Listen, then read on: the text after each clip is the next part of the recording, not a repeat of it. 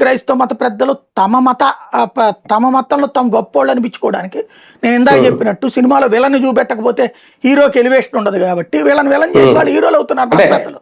మత రగడ లాంటిది చేసి ప్రయోజనం పొందాలని అయితే బీజేపీ అనుకోదు, ఎప్పుడు అనుకోదు. హిందువులని అణచివేసినప్పుడు ఏ పార్టీ పట్టించుకోకపోతే వీళ్ళు ధైర్యంగా వెళ్ళి ఆ హిందువులకి సానుభూతి చెప్తారు. అది బీజేపీ చేసే మత రాజకీయం.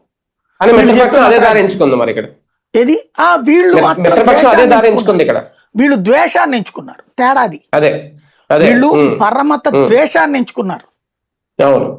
వాళ్ళు మతాన్ని ద్వేషంతో రాలేదు. బీజేపీకి దీనికి ఉన్న తేడాది. అంటే దాని ద్వారా లబ్ధి పొందాలనుకుంటుందేమో టీడీపీ, అది హిందూ ఓటు బ్యాంకింగ్. అంటే బీజేపీకి ఆ ఓటు బ్యాంక్ లేకుండా మేము బీజేపీ కంటే గొప్ప హిందుత్వవాదులు అని చెప్పే ప్రయత్నం చేస్తుంది. సార్ నిజంగా హామీల విషయంలో అంటే సూపర్ 6 హామీల్లో భాగమే ఇది కూడా. ఏది నిరుద్యోగ భృతి కానీ ఉద్యోగుల విషయంలో ఆ ఊసే ఎత్తట్లేదు. ఓకే, అంశాన్ని లేవనెత్తడం అనేది ప్రజా ప్రయోజనమే మండల్లో, కానీ దాన్ని డైవర్ట్ చేసే పని టీడీపీ చేస్తుందా? అక్కడ సమాధానం చెప్పే పరిస్థితి లేదా? లేదు, సరిగ్గా అబ్జర్వ్ చేస్తే చెప్పేసింది అది సిద్ధాంతం. ఇప్పుడు జగన్ గనక అప్పుడు 2000 రూపాయలు పెన్షన్ ఇస్తానన్నాడు పాదయాత్రకి.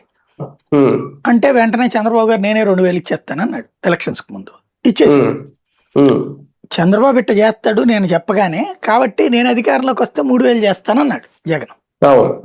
అప్పుడు చంద్రబాబు కూడా 3000కి రెడీ అయిపోయాడు. చివరిలో ఇచ్చారు. లాస్ట్ 1 మంత్ అయితే కొంతమందికి 3000 ఇచ్చినది కూడా ఉన్నాయి, కొంతమందికి కొన్ని ఏరియాలు. అయితే సరైన నిర్ణయం స్పష్టంగా తీసుకోలేకపోయారు హడావిళ్ళు.